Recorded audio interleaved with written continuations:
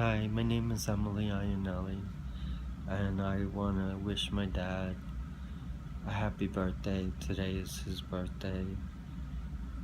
His birthday was October 27th, 1935.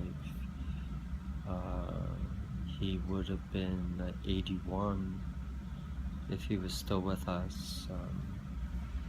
Sadly, he took his life um, back in April 16th of 2009. I guess mainly my dad died of a broken heart. When my mom died, my dad was never the same. My mom died in 1990, and my dad took his life in 2009. So it was tough on him, it was tough on the family. I always grew up pretty much alone. I tried my best to do right and do the things that guys did. Like, I was involved in sports like cross country. I liked baseball. I was good with my studies, and I wanted to do my parents proud. I was the firstborn of three. I have two sisters. But there was something different about me, and I knew it from an early age. I was only 3, but I knew that there was something completely different, and I couldn't quite put my finger on it, but I knew, essentially I knew what I was. I felt like a girl ever since I was a little kid. I was 3 when I started to find dresses fascinating. I always wanted to wear a dress, and I always felt that that was my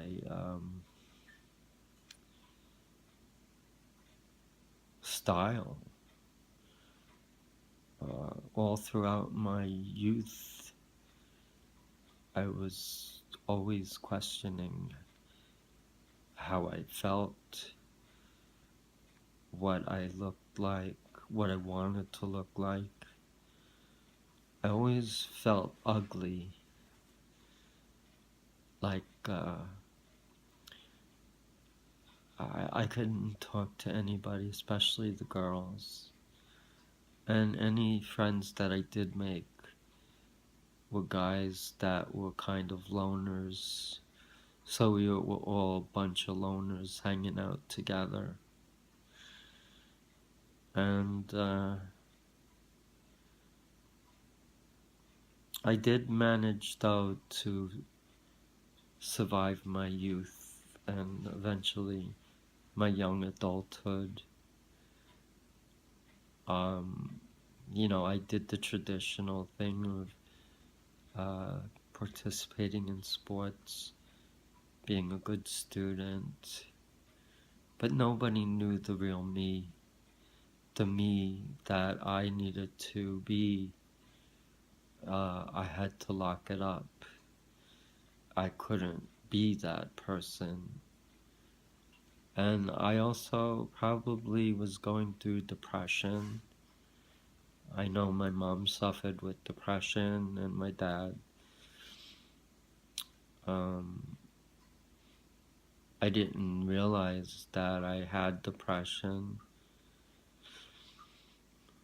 but I always felt very alone and isolated, and that I couldn't fit in with anybody. Luckily, I got to participate in cross country where one of my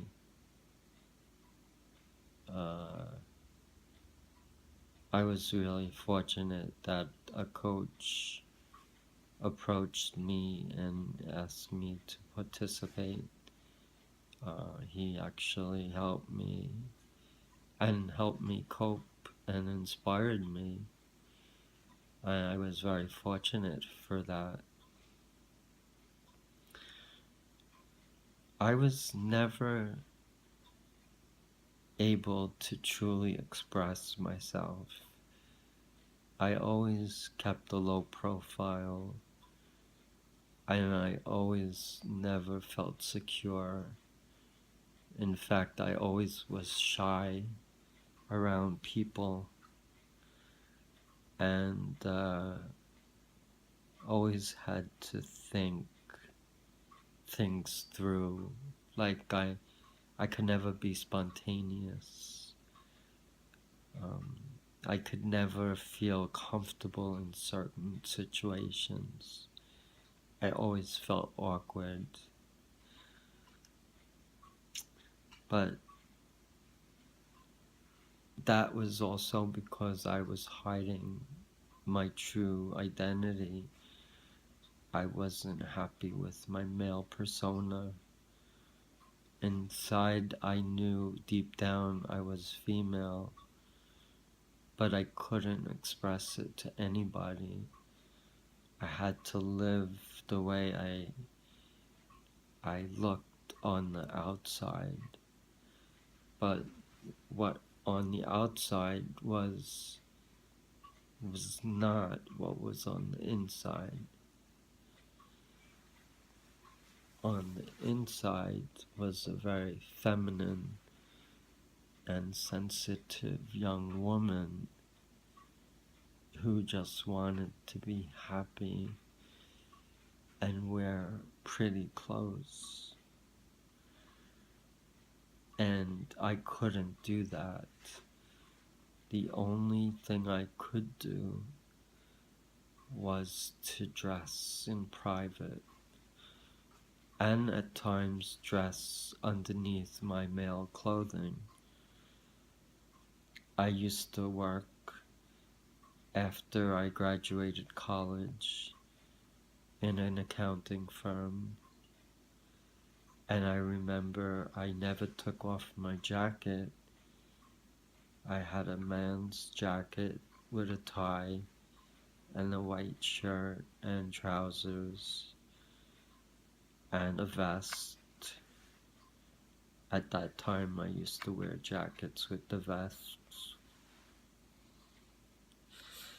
And underneath all of that, I would wear a dress with lingerie and pantyhose with panties and a bra. But nobody could tell because I never took my jacket or my vest off. So in essence, I was able to have a feeling of tapping into my female side, even though I was on the surface male, but on the inside I was catering to who I truly was as a woman. And I know in my heart that I will always be a woman. Now, it is not an easy thing to be transgender. It affects the lives of your family. It affects the lives of people around you. I have a son who's affected, and it is a struggle for him and for myself. And I tried to explain to him that although I am different looking, that I am still the father that he knew and always will know, and that I will never stop being that father. And in fact, I'm very proud to be my son's father. But I cannot live the life of a male anymore. I just can't be something that I truly am not. I am proud that I fathered my son. I'm proud my wife gave birth to our son. But on the surface, though I appeared as a male, on the inside I was always a female. Not many people understand what it's like to be transgender. Not only am I transgender, but I also struggle with depression. And I know for a fact that it is traceable to my family. My mom suffered with manic depression, and that's why she died so young, at 50. And I was only 29 when I lost my mom. And then my dad, tragically, at 73. My mom died in 1990, and my dad died in 2009. And he committed suicide. So I come from a family history where depression and suicide was a common theme,